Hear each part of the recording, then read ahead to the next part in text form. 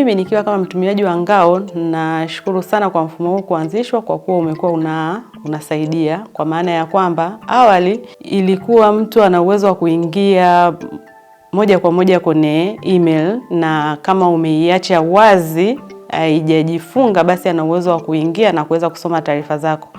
Lakini kwa kuja kwa mfumo huu wa Ngao, kwa maana ya kwamba kabla hujaingia ni lazima uweke email yako na password, lakini kabla ya kuendelea mbele inakutaka pia uweke Ngao kwa namba maalum ambayo utakayokuwa umepewa. Hivyo inakuwa sio rahisi kwa mtu yeyote yule kutaka kuingia moja kwa moja, hasa ukizingatia kwa mfano endapo ulikuwa umesave moja kwa moja, kwa maana mtu akija tu kwamba umesave password yako moja kwa moja, kwa maana